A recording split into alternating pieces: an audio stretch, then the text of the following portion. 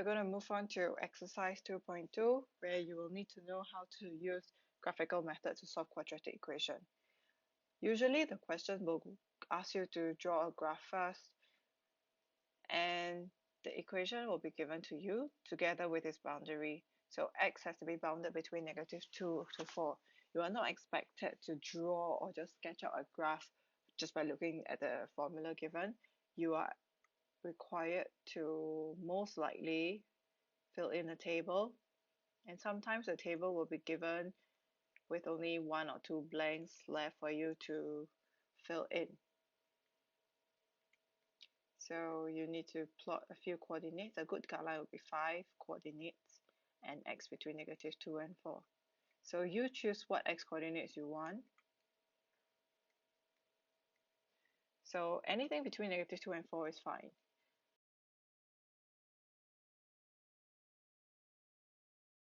Usually 3 marks for the graph, and scale would be 1 mark for the correct scale. So over here you can see that 2 cm, 1 unit on the x-axis. Over here, make sure on your graph paper it is 2 cm for every 1 unit, and 1 cm for 1 unit on your y-axis. So 1 unit will be 1 cm. From 0 to 2 will be 2 units. So 1 cm, 1 unit, 2 cm, 2 units.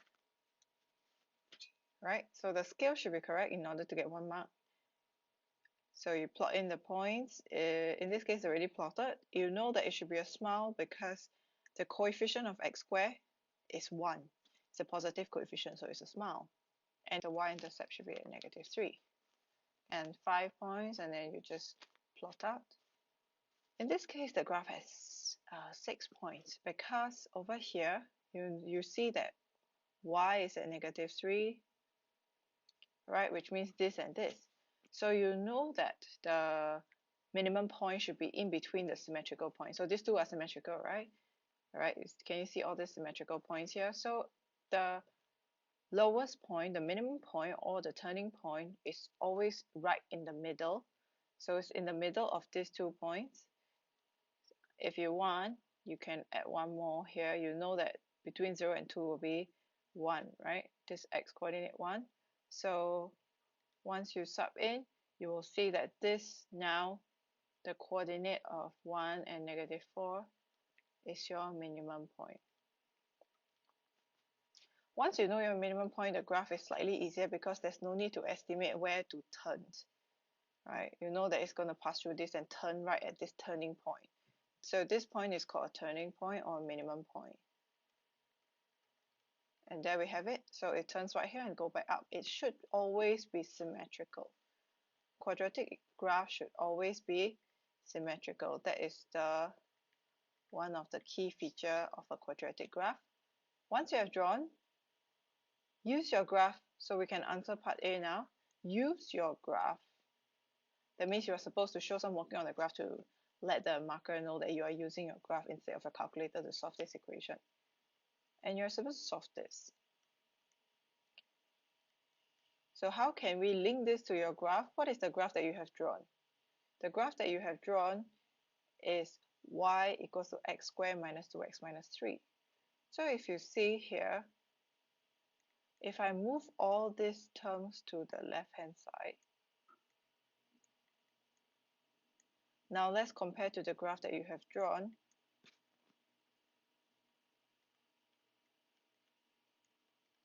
This is the graph that you have drawn.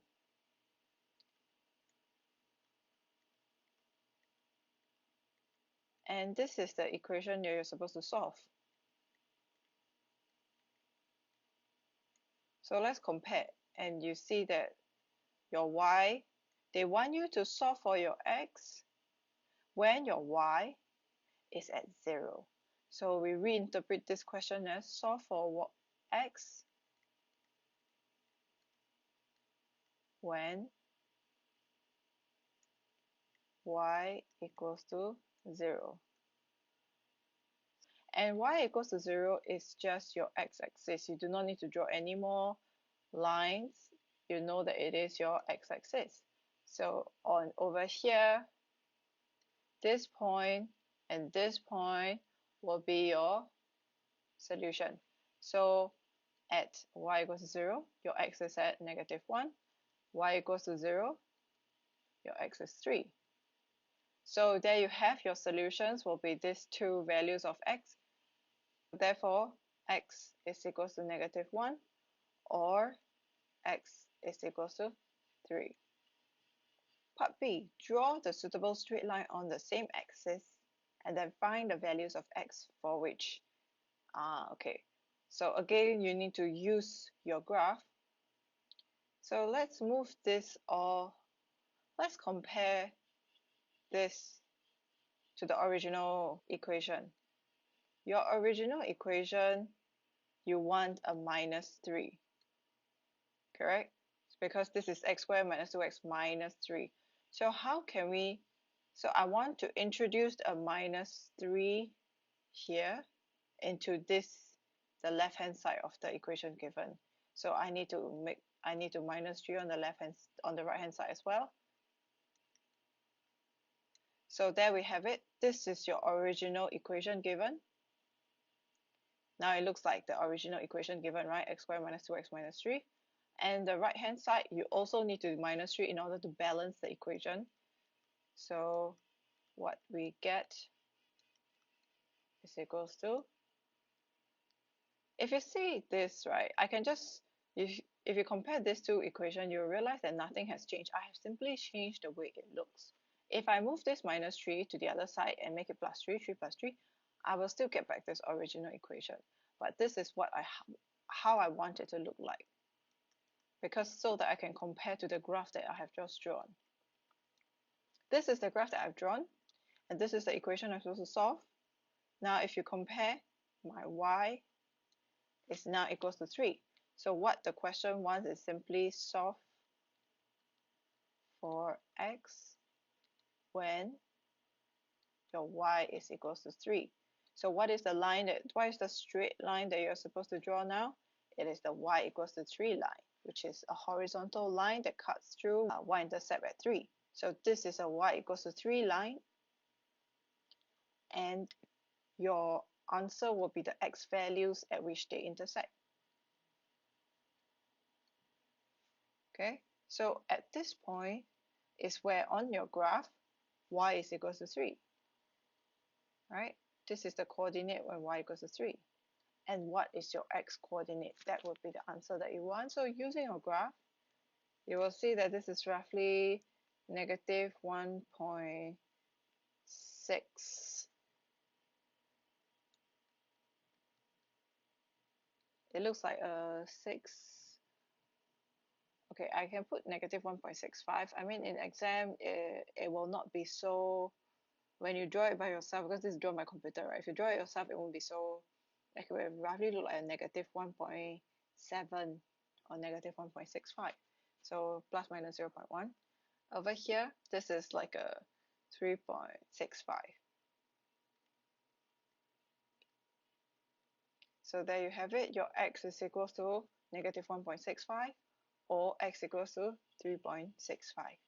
For B part 1, the equation given is this.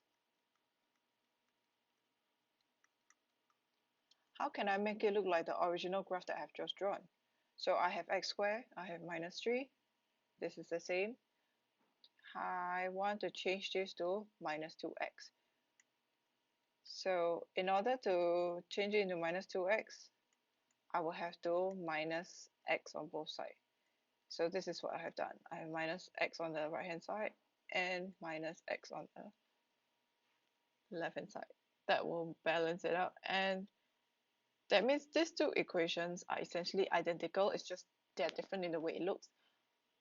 So once we have successfully make it look like the original equation, it's time to compare. So you see that your y is equals to -x. So what this question means is solve x when y is equals to -x. So how do you draw the graph of y equals to negative x? Y equals to negative x is a negative gradient straight line linear graph. The y-intercept is 0. So it should cut through 0 and have a negative gradient of 1. So the rise over run should be 1. If you forgot your sec 1 work, you can go back to plotting it. So plot out this y equals to negative x graph. So this is the graph that you're supposed to draw. And wherever it intersects, the x coordinate is what you want. So over here, your x is equals to, I would say about 2.25, right? So I can say that x is equals to 2.25 for B part 2. As long as you show me this dotted line on your graph, I know that you have used your graph. Then you can write somewhere on the paper x equals to 2.25 or x is equals to, usually they should cut at 2 points. Okay, x equals to negative 1.3.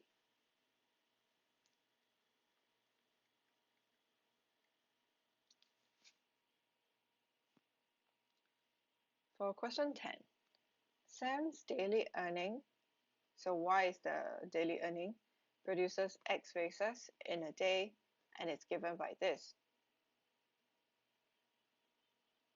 So this is the equation given where the amount he earned is related to the number of vases he produced in a day. So you're supposed to draw a graph using a scale. So this is given. Of course, again, the table. I will skip the part on how to fill in the table. And as I said, about 5 to 6 points should be enough. And it's bounded between 0 and 22. So any number, just give a good spread. So I would say maybe 5. This one I can have a 16. Just any number as long as it gives a good spread. And then sketch your graph. Okay, so you plot in the points. Part B, find the values of y when x is equal to 0 and interpret its physical meaning. So over here, when x is equal to 0, meaning sub in 0 over here, your y is equal to negative 160. So what does it mean? Y is his earning, and now y is equal to negative 160. So if he doesn't produce any vase in a day, he will lose 160. So over here in your graph or on the table, you should already see that when x is equal to 0, this means that 0 vases has been produced.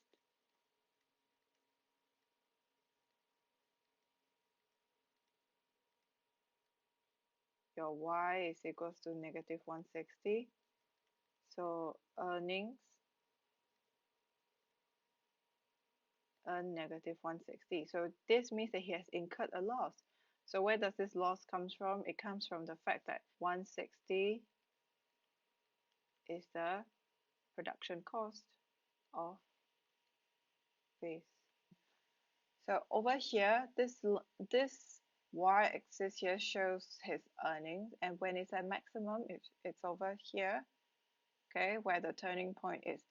The turning point is always either a maximum point or a minimum point in this case, because you see that x squared has a negative 2 coefficient, and a coefficient is negative, you expect a frown. Once it's a frown, you know that it has to be a maximum point. Over here, this maximum points gives you 130 mark. So, and you know that over here, if you look at it, x equals to 12. So you know that the number of vases he produced should be 12 vases in order to get a maximum earning. Once he produced more than 12, his earnings start to drop. So maybe because the production costs get a bit too high and eats into his profit.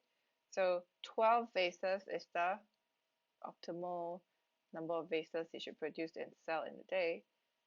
So give me this dotted line, and part C part 2, the possible number of vases produced such that the daily earning is at least $100. So you want to see that $100 earning mark is here. It could be a dotted line or a solid line, it's fine. So on this line where y equals to 100, that means he'll earn $100 here. Okay, at this point exactly, he has earned $100.